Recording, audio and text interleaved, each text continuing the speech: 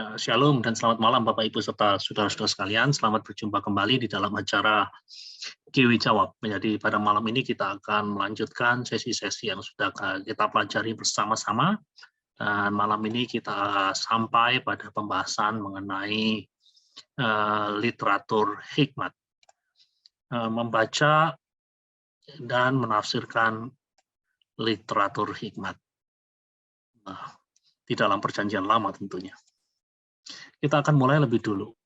Ketika kita berbicara mengenai literatur hikmat atau wisdom literature, apa saja yang dikategorikan di dalam literatur hikmat ini? Pada umumnya disepakati ada tiga literatur hikmat di dalam perjanjian lama, yakni Amsal, Ayub, dan Pengkhotbah. Ini yang kesepakatan umum ya. Beberapa orang pakar menambahkan kitab Kidung Agung juga di dalam kategori ini. Dan kalau kita mau membahas lebih jauh lagi dari sudut pandang genre atau dalam sudut pandang corak sastra, sebenarnya beberapa mazmur juga layak dikategorikan sebagai dalam tanda kutip literatur hikmat. Karena sifat daripada mazmur itu sendiri yang di dalamnya sangat-sangat menyerupai apa yang kita jumpai di dalam literatur hikmat. Contoh yang paling jelas dari Mazmur Hikmat ini kita dapati di dalam bagian pembuka dari kitab Mazmur. Ya, ini kitab Mazmur pasal 1. Namun sekali lagi secara umum pembahasan kita malam ini hanya akan berfokus pada 3 kitab yang saya sebutkan di atas, yaitu Amsal, Ayub, dan Pengkhotbah.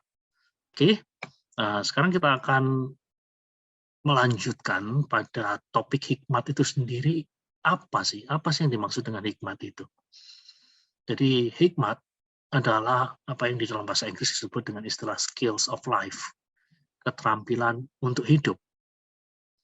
Hikmat adalah pengetahuan praktis yang membantu seseorang mengetahui bagaimana harus bertindak dan bagaimana harus berbicara dalam situasi yang berbeda. Itu yang disebut dengan hikmat. Dan hikmat ini mencakup kemampuan untuk menghindari masalah, bukan cari-cari masalah. Kalau masalah itu tidak perlu ada, ya nggak perlu dicari. Kalau bisa malah dihindari. Nah, dan keterampilan untuk menangani masalah ketika masalah itu muncul. Inilah yang disebut dengan nama hikmat. Hikmat juga mencakup kemampuan untuk menafsirkan ucapan dan tulisan orang lain. Sehingga kita bisa bereaksi dengan benar terhadap apa yang mereka katakan atau apa yang mereka tuliskan kepada kita. Itu yang disebut dengan hikmat. Nah, jadi sekali lagi, kalau kita berbicara mengenai hikmat, hikmat itu bukan kecerdasan yang murni. Hikmat, kalau begitu, apakah mengesampingkan sama sekali apa yang disebut dengan kecerdasan? Enggak. Hikmat itu tidak mengesampingkan kecerdasan. Tetapi, sekali lagi harus difahami, kecerdasan, dalam hal ini adalah kecerdasan intelektual, itu bukan menjadi fokus daripada hikmat. Bahkan kalau kita lihat di dalam Amsal, di dalam kitab Amsal, kita melihat bagaimana hikmat itu dikaitkan dengan serangkaian hewan. Bukan oleh karena hewan tersebut memiliki kecerdasan yang cukup tinggi, tapi oleh karena hewan tersebut tahu bagaimana menavigasi kehidupan dengan baik. Kita bisa melihat suatu bagian yang pernah saya khotbahkan beberapa tahun yang lalu sebelum pandemi, yaitu Amsal 30 ayat 24 sampai 28. Ada 4 binatang yang terkecil di bumi, tetapi yang sangat cekatan. Semut, bangsa yang tidak kuat, tetapi yang menyediakan makanannya di musim panas. Pelanduk, bangsa yang lemah, tetapi yang membuat rumahnya di bukit batu.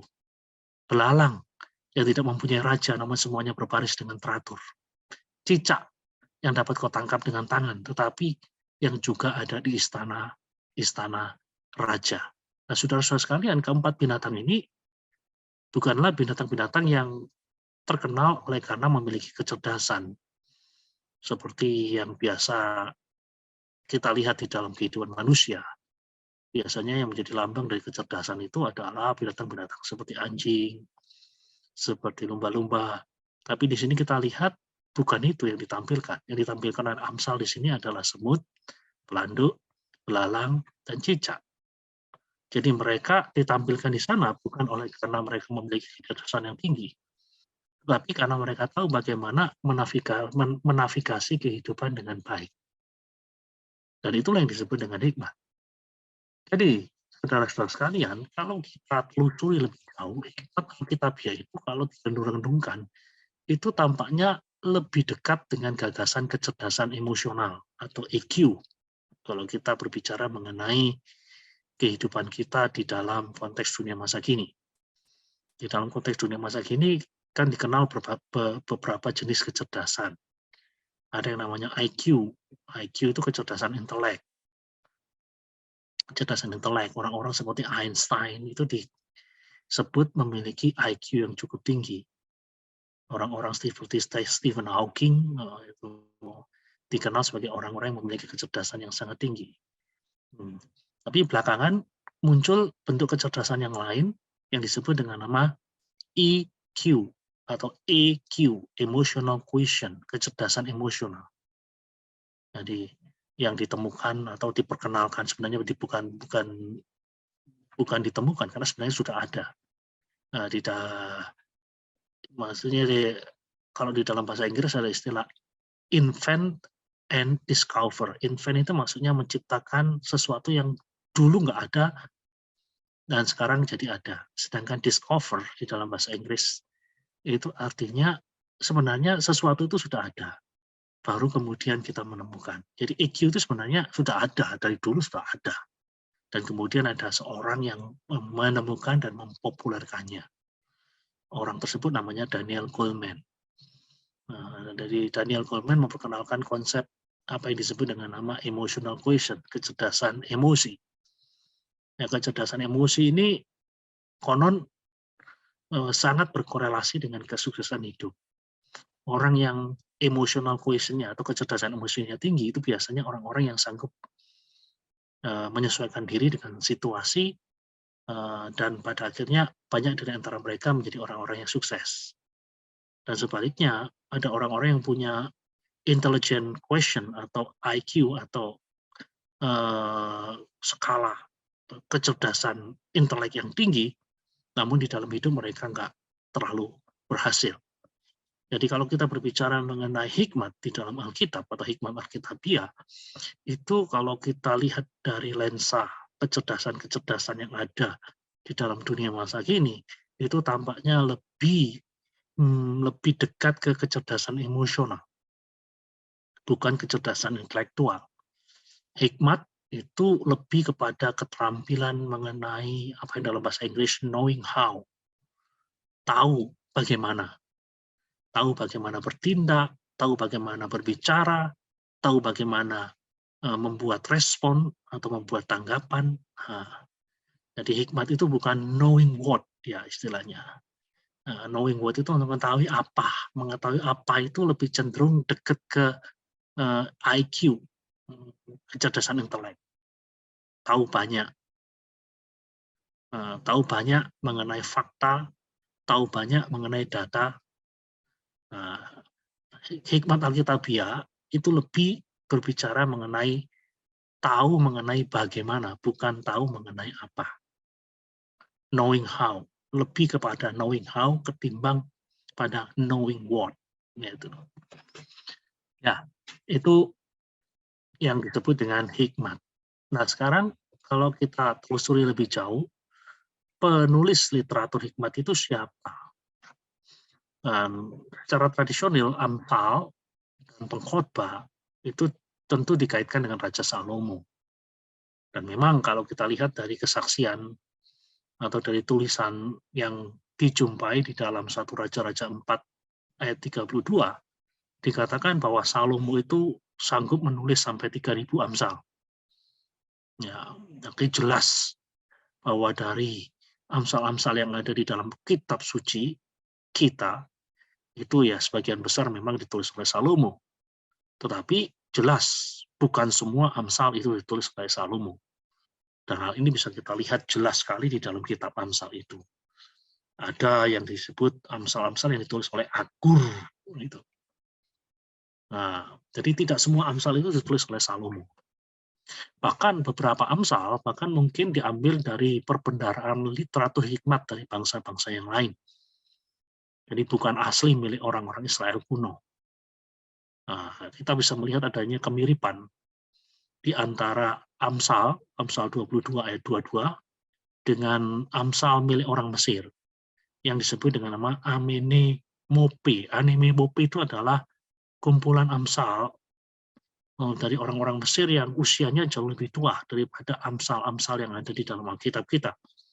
Kalau kita melihat di dalamnya, itu ternyata ada kemiripan yang cukup dekat dengan apa yang kita jumpai di dalam Amsal 22 ayat 22.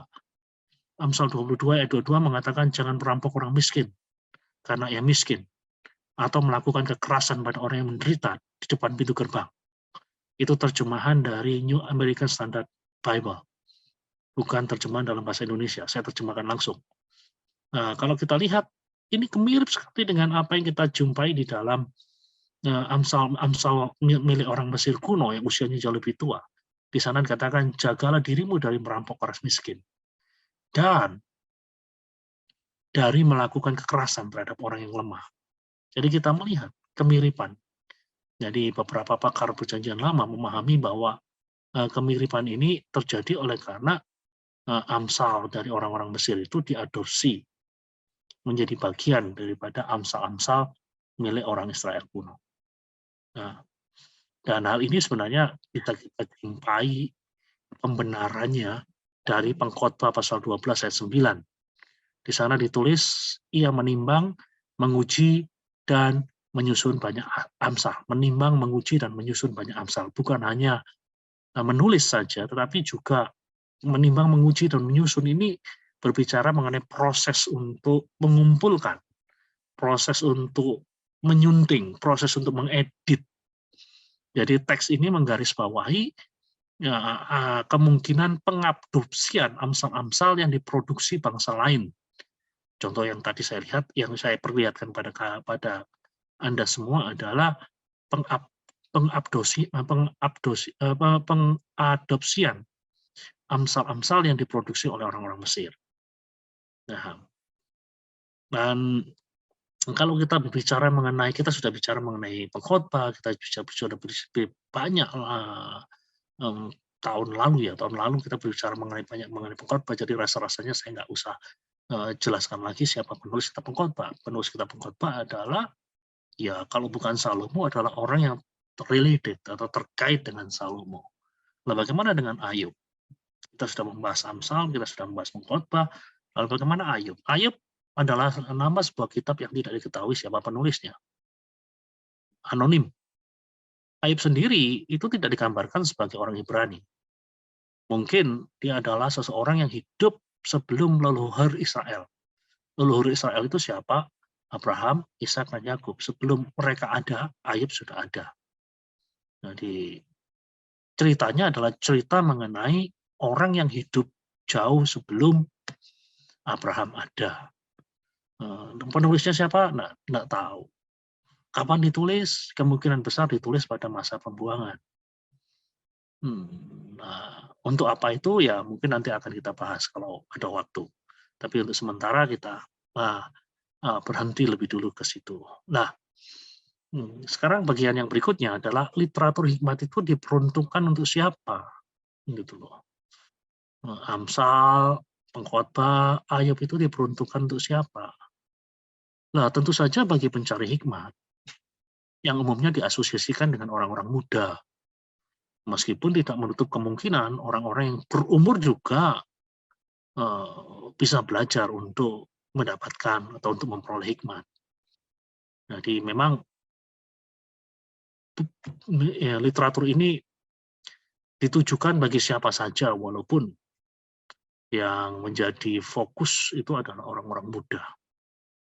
Nah, saudara-saudara sekalian, perlu Anda ketahui, kira-kira 1000 tahun sebelum Kristus, di Israel muncul para pengajar hikmat yang biasa disebut dengan istilah sage.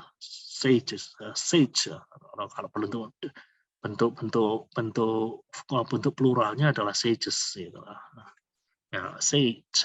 Nah, ini adalah kumpulan dari orang-orang bijak Dalam tatanan masyarakat Israel kuno, status sosial mereka itu hampir setara dengan imam dan nabi. Jadi cukup tinggi, status sosial mereka cukup tinggi, mereka adalah orang terhormat yang dihormati hampir seperti penghormatan yang diterima oleh imam dan nabi. Jadi para orang-orang bijak itu atau sage ini berfungsi sebagai pengganti orang tua bagi mereka yang mencari hikmat daripadanya. Jadi jangan heran bila dalam kitab Amsal kita sering berjumpa dengan pengajar-pengajar hikmat yang menyapa muridnya dengan kata-kata anakku. Jadi supaya saudara lihat nanti di dalam waktu Anda membaca di dalam kitab Amsal, Anda melihat kata ini berulang muncul. Hai anakku. Kenapa kok ada sebutan-sebutan demikian? Ya karena para pencari hikmat ini berfungsi sebagai pengganti orang tua. Nah, ya, itu. Jadi perlu kita ketahui orang tua di masa Israel kuno itu kerap mengirim anak-anak mereka untuk dididik dalam sikap dan gaya hidup yang bijaksana dari para pengajar hikmat itu. Mungkin model semacam inilah yang diterapkan di antara saudara-saudara kita kaum muslimin dan muslimat yang mengirim anak-anak mereka ke pondok pesantren untuk belajar bukan saja mengenai apa ya, tetapi juga berbicara mengenai bagaimana kita harus hidup. Bukan hanya belajar mengenai pengetahuan yang didapat dari kiai-kiai mereka, namun juga belajar sikap dan gaya hidup dari kiai-kiai yang ada di pondok pesantren itu. Jadi model-model semacam inilah yang mungkin dikembangkan oleh saudara-saudara kita yang beragama Islam dengan mengikuti pola pendidikan Israel kuno. Dan perlu diketahui, para pengajar hikmat itu memperlakukan dan mengajar para anak-anak yang dititipkan kepada mereka itu seperti anak-anak mereka sendiri. Itulah konteks dari literatur hikmat yang sedang kita bicarakan. Nah, sekarang bagaimana hikmat itu diungkapkan? Nah, para pengajar hikmat Israel kuno itu menggunakan berbagai macam teknik sastra untuk mengingat hikmat yang mereka ajarkan. Jadi supaya pelajaran-pelajaran itu nyantol, berurat akar di dalam pikiran hati sanubari dari para muridnya, para pengajar hikmat Israel kuno itu menggunakan berbagai macam teknik sastra. Nah, kenapa ini perlu mereka lakukan, penggunaan teknik sastra ini? Karena ingat, mereka hidup dalam konteks pembelajaran secara auditori, atau konteks pembelajaran melalui pendengaran. Bukan seperti saya yang sedang mengajar Anda, bukan hanya sekedar dengan mengandalkan auditori, tapi juga mengandalkan visual. Karena saya menggunakan bantuan PowerPoint di sini, tetapi di dalam zaman dulu itu nggak ada PowerPoint. Jadi mereka sangat mengandalkan pendengaran. Nah, karena sangat mengandalkan pendengaran atau sifatnya auditori, itulah sebabnya kita melihat di dalam Amsal beberapa teknik khusus digunakan oleh para pengajar hikmat untuk menyeberangkan materi-materi hikmat itu kepada murid-murid mereka. Teknik khusus yang biasa mereka pakai jelas apa yang kita sebut dengan nama paralelisme. Minggu yang lalu kita sudah belajar bahwa ciri khas daripada puisi Ibrani itu adalah mengandung paralelisme, mengandung kesejajaran. Dan minggu yang lalu kita telah belajar ada beberapa bentuk paralelisme sinonim, antitetik, dan sintetik. Contoh daripada paralelisme sinonim itu bisa kita jumpai di dalam Amsal 16 ayat 18. Kecongkakan mendahului kehancuran, tinggi hati mendahului kejatuhan. Jadi saudara lihat, baris pertama itu kemudian diulang dalam baris kedua dengan sinonimnya. Congkak sama tinggi hati itu sinonim. Kehancuran itu sinonim dengan kejatuhan. Makanya disebut dengan nama paralelisme sinonim, paralel, sejajar. Nah, sementara bagian yang kedua ada yang namanya paralelisme antitetik. Kebencian menimbulkan pertengkaran, tapi kasih menutupi segala pelanggaran. Jadi kita lihat kebencian antitetiknya adalah kasih. Jadi kebencian itu memunculkan, menyingkapkan pertengkaran, sementara yang kasih itu justru menutupi segala pelanggaran. Menyingkapkan, kemudian diantitetik dengan menutupi. Terlihat baris kedua berkata hal yang sama, tetapi dengan cara yang berlawanan, kontras. Itu yang namanya sinonim paralelisme antitetik. Dan yang ketiga adalah paralelisme sintetik. Paralelisme yang menyempurnakan. Tidak ada unsur sinonim, tidak ada unsur kontras atau antitetik, tetapi ada unsur yang menjadi pelengkap atau penyempurna. Contoh di sini Amsal 24, pada musim dingin sebelum malas tidak membajak. Jikalau yang mencari pada musim menuai, maka tidak ada apa-apa. Di situ tidak ada unsur sinonim, tidak ada unsur antitetik, tetapi yang ada adalah unsur yang menyempurnakan. Jadi para pengajar hikmat Israel kuno itu menggunakan teknik-teknik semacam ini untuk menyeberangkan materi-materi dari hikmatnya, supaya nyantol, supaya gampang tertanam kuat di dalam hati, pikiran dari para murid mereka. Selain paralelisme, para pengajar Israel kuno juga menggunakan teknik yang kita sebut dengan nama akrostik. Akrostik itu maksudnya adalah, kalau saudara perhatikan, akrostik itu adalah syair-syair yang baris-barisnya itu didahului dengan huruf-huruf tertentu yang membentuk sebuah formasi khusus.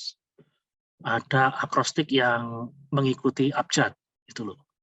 Abjad Ibrani tentunya, bukan abjad Latin. Kalau saudara membaca Mazmur 119, itu ditulis dengan gaya akrostik.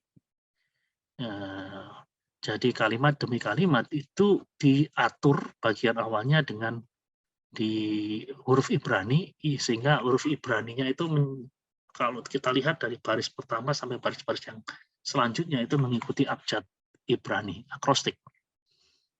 Juga di dalam literatur hikmat kita juga menjumpai cara-cara semacam itu. Yang kita lihat di dalam kitab Khotbah pasal berapa ini? Khotbah pasal 3 ayat 2 sampai 8. Ya, mungkin Anda tidak bisa membaca huruf Ibrani ya di sini, et lale det, kemudian kita lihat we et lamud et la, di sini katakan taat we et la lakur la akur natua. Ini bahasa Ibrani. Jadi sayang ya kalau kita lihat di dalam tradisi Muslim itu kan, ya walaupun mereka nggak ngerti, mereka bisa baca teks di dalam bahasa Arab. Tapi orang Kristen kebanyakan nggak bisa baca dalam bahasa Ibrani. Baca tok loh ya, baca tok. Jadi baca dan ngerti itu lain ya. Jadi kalau kita perhatikan di dalam tradisi Muslim ya, saya ingat dulu saya hidup di kampung, anak-anak kecil-kecil sudah diajar ngaji alif, ba, ta, ha, dan seterusnya itu yang saya ingat ya, masih kecil. Nah, kita tidak terlatih untuk membaca teks tersebut, karena kita dimanjakan dengan terjemahan dalam bahasa Indonesia. Jadi kalau lihat di sini, ini adalah ayat 2, ayat 3, ayat 4, ayat 5, ayat 6, ayat 7, ayat 8, itu semuanya dimulai dengan huruf Ibrani yang sama. Nah, dilihat, ini yang disebut dengan nama akrostik. Ada konfigurasi tertentu, ada konfigurasi khas. Nah, tapi akrostik ini bukan hanya bicara mengenai huruf-huruf yang sama, kadang-kadang berbicara mengenai huruf-huruf yang diatur menurut abjad. Oke. Itu sedikit pemahaman dalam bahasa Ibrani. Ya, oke. Sekarang kita akan lihat Amsal. Bukan, masih ada lagi ya. Kita menjumpai beberapa teknik khusus semacam paralelisme, akrostik, kadang-kadang juga urutan angka. Menarik sekali sudah lihat. Di dalam Amsal pasal 30. Amsal 30. Amsal 30. Kalau saudara lihat itu ada permainan angka. Di Amsal 30 ayat 15 sampai 31. Si Linta mempunyai 2 anak perempuan, untukku dan untukku. Ada 3 hal yang tidak akan kenyang, ada 4 hal yang tak pernah berkata cukup. Nah, di situ lihat ada permainan angka. Ada angka 2, ada angka 3, ada angka 4. Dan kalau Anda lihat di dalam ayat-ayat selanjutnya, dari ayat 15 sampai 31, kata 2, kata 3, kata 4, ini terus muncul selama beberapa kali. Contohnya, dari Amsal 3 ayat 18, ada 3 hal yang mengherankan aku. Bahkan ada 4 hal yang tidak ku mengerti. Jalan Raja Wali di udara, jalan ular di atas cadas, jalan kapal di tengah-tengah laut, dan jalan seorang laki-laki dengan seorang gadis. Jadi permainan angka. Nah, kadang-kadang juga ada permainan kata dan irama. Kalau Anda mengerti bahasa Ibrani, ya ini menarik sekali. Untuk memudahkan seseorang mengingat apa yang diajarkannya.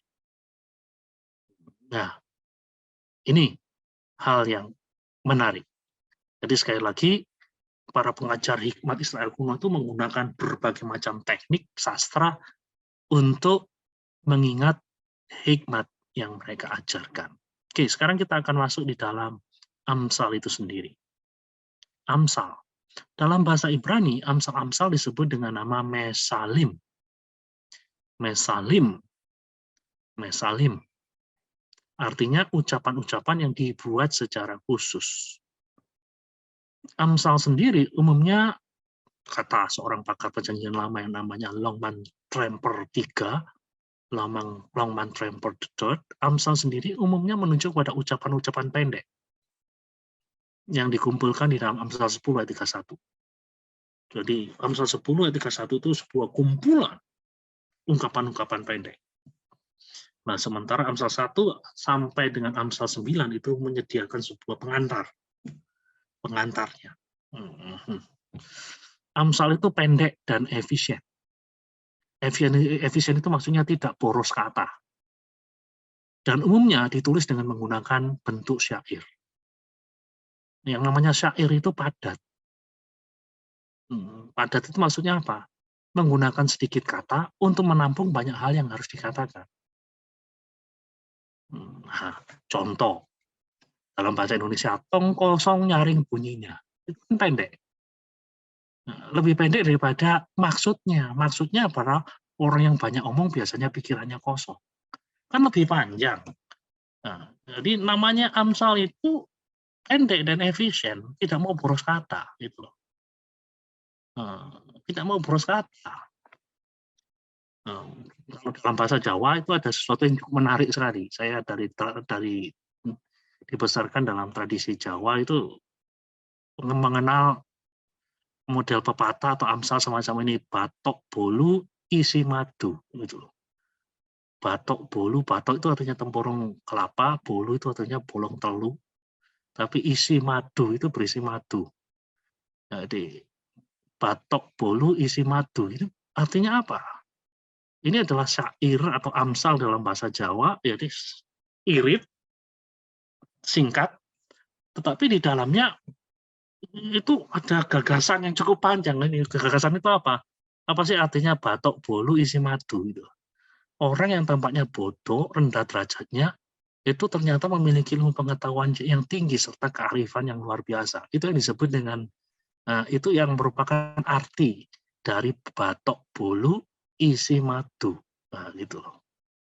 Menarik toh saudara-saudara sekalian. Jadi Amsal itu kalimatnya memang sengaja dibuat pendek itu, tetapi di dalam kependekan itu menampung makna yang luas itu, menampung makna yang panjang. Jadi saudara lihat ini Amsal-Amsal dalam bahasa Jawa, dalam bahasa Indonesia. Pendek, tetapi kalau dipahami maknanya itu kalimatnya bisa sampai 2 baris begini. Oke. Kalau kita lihat di dalam Amsal itu sendiri ada macam-macam tipe ya. Ada yang tipenya instruksi, jadi ada Amsal itu banyak jenisnya. Ada yang berupa instruksi, ada yang berupa nasihat, ada yang numerical saying. Numerical saying nanti contoh yang tadi saya sudah sebutkan di atas, yang terkait dengan permainan angka. Contohnya adalah 3 hal yang mengherankan aku, 4 hal yang tidak ku mengerti. Jadi ada numerical saying, jadi perkataan-perkataan yang melibatkan angka 3, 4. Kemudian ada Amsal yang di dalamnya mengandung perkataan-perkataan lebih baik. Lebih baik, coba lihat di dalam Amsal 16 ayat 16, di sana dikatakan, Amsal 16 ayat 16 dikatakan, memperoleh hikmat sungguh jauh melebihi memperoleh emas, dan mendapat pengertian jauh lebih baik atau jauh lebih berharga daripada mendapat perak. Jadi perkataan lebih baik. Kemudian perkataan perbandingan, perkataan ketidaksenangan. Jadi saudara lihat ini contoh-contohnya ini, jadi nanti saudara lihat sendiri di rumah. Perkataan bahagia itu cukup terkenal, bahkan itu menjadi bagian awal dari apa yang kita sebut dengan Mazmur hikmat. Berbahagialah orang yang merenungkan firman Tuhan siang dan malam. Nah, itu. Nah, kalau di dalam Amsal, perkataan bahagia itu dijumpai di dalam Amsal. Kemudian ada perkataan paradoks, kemudian akrostik tadi yang diatur menurut abjad, sehingga abjad tersebut bagian awal dari kalimatnya diatur menurut abjad-abjad tertentu, sehingga seperti yang kita lihat di dalam Khotbah tadi, atau seperti yang kita lihat di dalam Mazmur 119, atau pasangan. Pasangan itu kita lihat contohnya di dalam Amsal 26 ayat 4 dan 5. Nah, itu tipe-tipe dari Amsal. Keterbatasan waktu tidak memungkinkan saya untuk membahas tipe-tipe dari Amsal ini secara mendetail. Jadi saya dorong Anda sendiri untuk mencatat bagian ini dan kemudian untuk melihat dan memahami contoh-contoh sebagaimana yang dicantumkan di situ. Nah, sekarang kita akan masuk di dalam pertemuan menafsirkan kitab Amsal. Yang pertama, Amsal itu tidak boleh dimutlakkan. Amsal itu tidak boleh dimutlakkan. Amsal itu adalah sebuah generalisasi dari hasil pengamatan yang jeli terhadap pengalaman-pengalaman kehidupan. Jadi ada orang-orang yang menjadi pengamat yang jeli terhadap pengalaman-pengalaman kehidupan. Katakanlah dari 2000 pengalaman, dan kemudian di dalam 2000 pengalaman tersebut terdapat fenomena tertentu, kebanyakan. Dari 2000 itu katakanlah 1800 menunjukkan fenomena seperti ini. Nah, dari 1800 itu kemudian dibuat generalisasi, dibuat sebuah kesimpulan. Tetapi itu tidak mutlak, karena yang namanya generalisasi,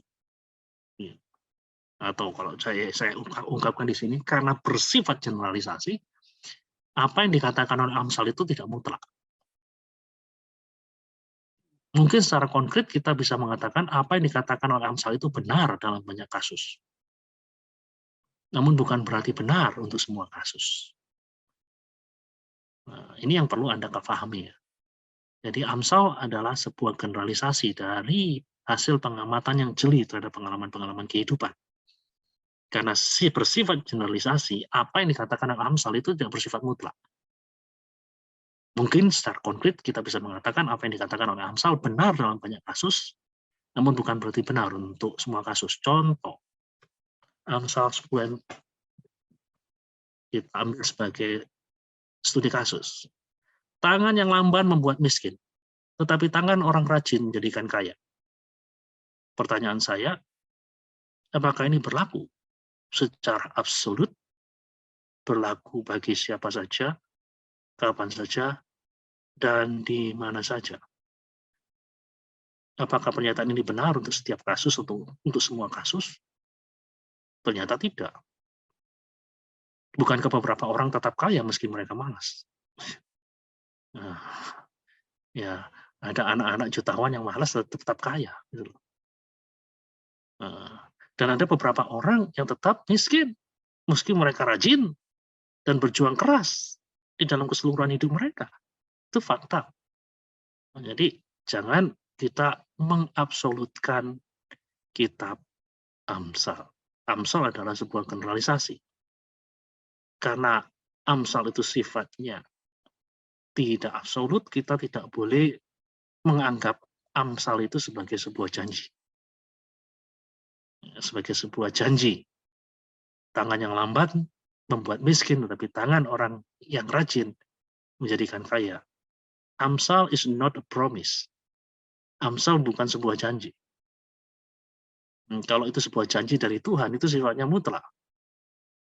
Tapi Amsal adalah sebuah pengamatan, sebuah generalisasi tepatnya dari pengamatan-pengamatan yang terhadap pengalaman-pengalaman manusia. Dalam banyak kasus, tangan yang lamban itu memang buat miskin. Dalam banyak kasus, tangan orang rajin menjadikan kaya. Itulah sebabnya patut kita ikuti.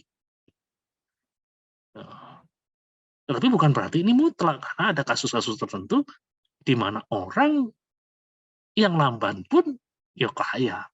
Dan dalam beberapa kasus, orang yang rajin pun ya nggak kaya-kaya. Gitu.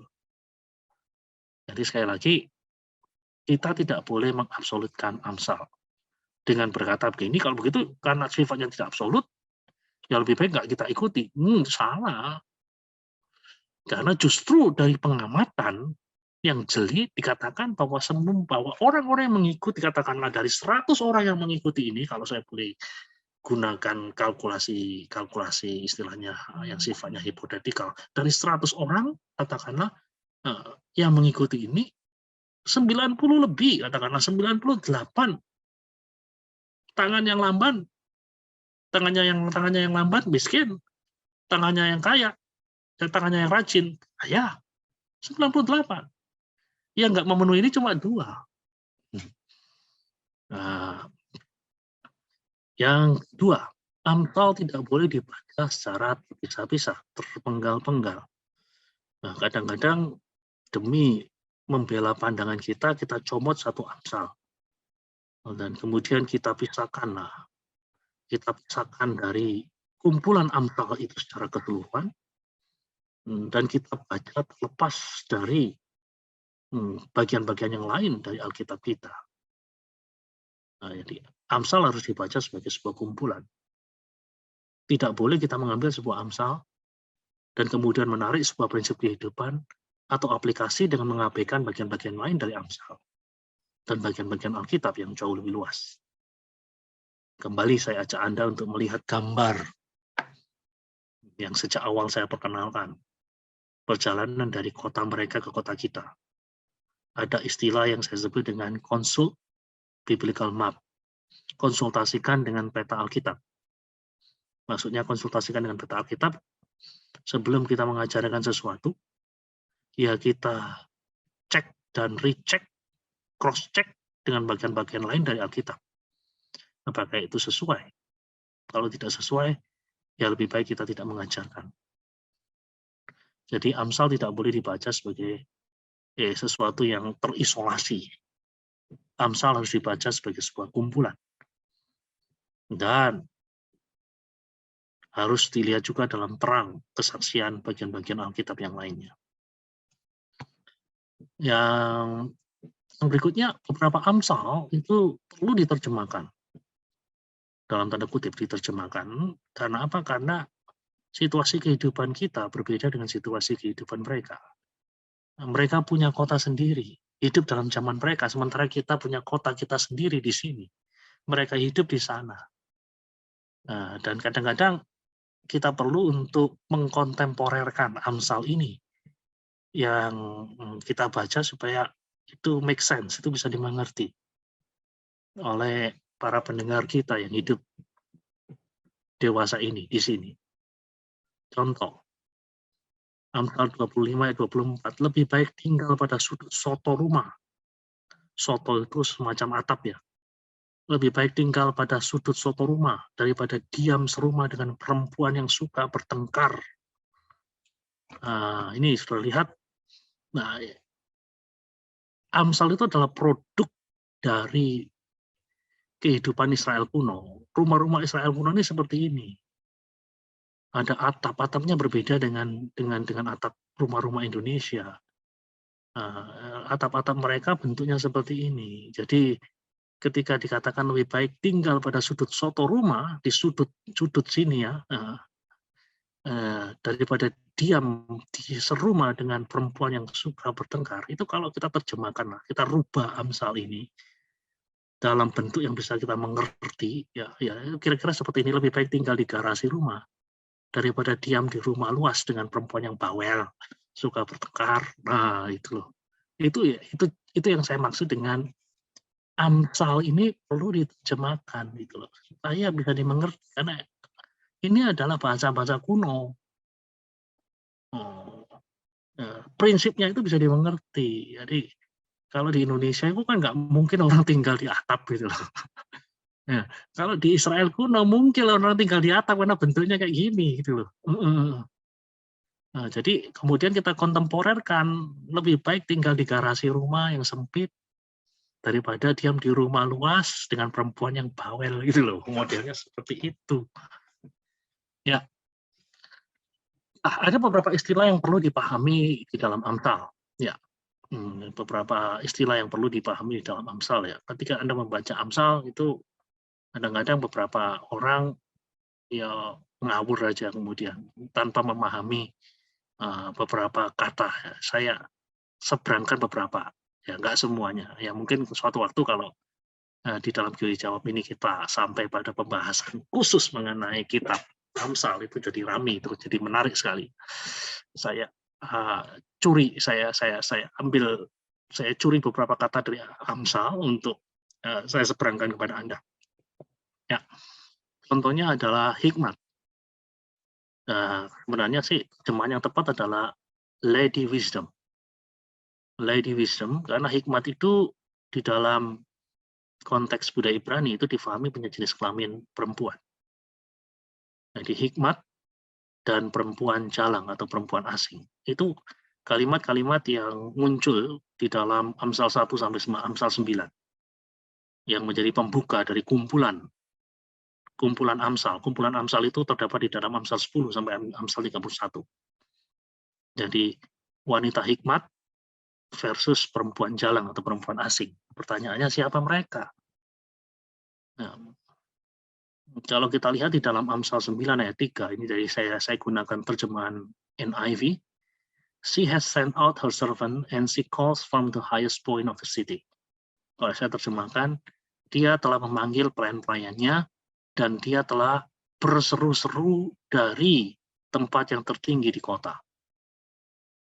Amsal 9 ayat 3.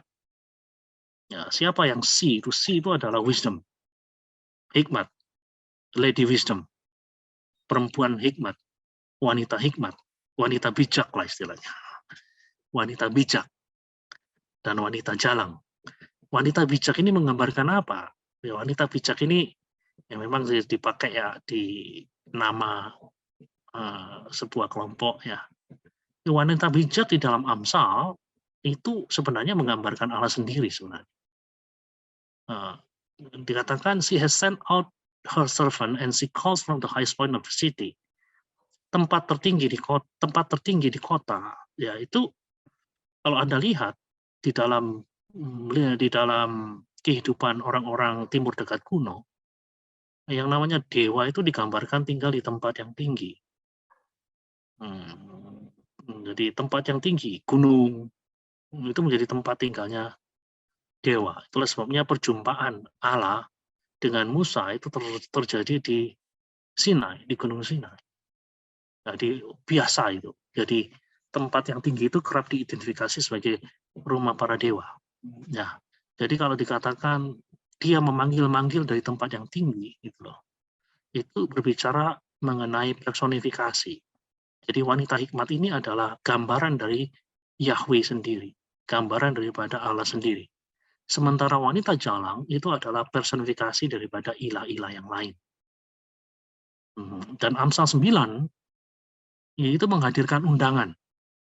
Wanita hikmat, wanita bijak itu mengundang makan, demikian juga wanita jalang itu juga mengundang makan. Kalau Anda baca, kita lihat di dalam Amsal 9. Dan mengundang makan itu dalam budaya Timur Dekat, dalam Timur Dekat kuno, itu mengandung makna mengundang untuk memasuki hubungan yang dalam dan intim. Bukannya sekedar, ayo makan malam sama-sama kami. Tapi kalau seseorang itu diundang makan malam khususnya, dining gitu loh, itu di dalamnya sudah ada makna memasuki hubungan yang dalam dan intim. Jadi di sini digambarkan wanita bijak itu berseru-seru untuk mengundang orang-orang Buddha itu makan di rumahnya. Wanita jalang juga digambarkan berseru-seru mengundang makan orang muda, katakanlah, makan di rumahnya. Jadi makan ini adalah gambaran. Undangan makan ini adalah gambaran untuk memasuki hubungan yang dalam dan intim. Dan kita melihat menarik sekali, mereka yang menerima undangan makan dari wanita bijak atau wanita hikmat itu akan mendapatkan hidup. Amsal 9 ayat 6. Sementara sebaliknya mereka yang menerima undangan makan wanita jalang itu ketemu kuburan. Itu dalam bahasa Ibraninya itu diterjemahkan grief. Dalam bahasa Indonesia mungkin diterjemahkan, saya lihat di sini ya, Amsal 9 ayat 18. Ya, arwah, itu dunia orang mati. Dunia arwah, dunia. Ya. Jadi kita melihat ya kalimat-kalimat seperti inilah yang akan menolong kita. Atau yang lain selain wanita ya, atau wanita hikmat dan wanita jalang, wanita asing, adalah konsep yang saya sebut dengan takut akan Tuhan, atau dalam bahasa Ibrani digunakan kata yira Yahweh. Yira Yahweh. Takut akan Tuhan. Takut akan Tuhan adalah permulaan hikmat. Nah, takut akan Tuhan itu apa ya? Takut akan Tuhan adalah ketakutan yang didorong oleh kekaguman dan keindahan. Meski di dalamnya juga mengandung unsur yang mengerikan. Jadi, takut akan Tuhan itu bukan takut oleh karena ya yang bersangkutan itu bengis, serem. Ketakutan akan Tuhan, kata yir'a, itu mengandung unsur ketakutan yang sesuatu yang menakutkan, pada saat yang sama sesuatu yang membuat mereka untuk mendekat. Nah, itulah yang disebut dengan takut akan Tuhan. Bukan takut karena sesuatu yang serem, sesuatu yang jelek, bukan. Tapi suatu ketakutan yang dipicu oleh sesuatu yang indah, yang membuat kagum, tapi di dalamnya juga ada unsur yang mengerikan gitu. Contoh seperti apa yang saya tampilkan di gambar ini. Itu adalah gambar Grand Canyon. Grand Canyon itu indah, mengagumkan, namun pada saat yang sama, itu juga ngeri loh. Kalau saudara berada di sana, di ujung situ, itu Anda kagum, dan Anda pingin ke sana, pingin lihat, tetapi di dalamnya juga Anda gemetar ya, kalau jatuh ke situ gimana ya. Nah, takut akan Tuhan itu begitu, saudara-saudara sekalian. Takut akan Tuhan adalah takut yang membuat kita bukan menjauh ya, namun takut yang justru membuat kita mendekat, karena di dalamnya ada keindahan, karena di dalamnya ada kebaikan. Namun di dalam keindahan dan kebaikan itu ada sesuatu yang mengerikan, istilahnya. Seperti yang mungkin gambaran yang tidak sempurna ini, gambaran tentang Grand Canyon ini bisa menyeberangkan makna takut akan Tuhan kepada Anda. Jadi Allah adalah pribadi yang indah, pribadi yang baik, yang membuat saya seharusnya takut. Takut dalam pengertian bukan lari daripadanya, sembunyi daripadanya, bukan. Takut yang membuat saya datang kepadanya, mendekat kepadanya. Tapi saya tahu persis bahwa di dalam diri Allah yang baik, dalam diri yang ada itu ada sesuatu yang mengerikan, gitu loh. Nah, nah, ini yang disebut dengan takut akan Tuhan di dalam literatur hikmat. Jadi jangan sampai kita memahami takut akan Tuhan itu secara keliru.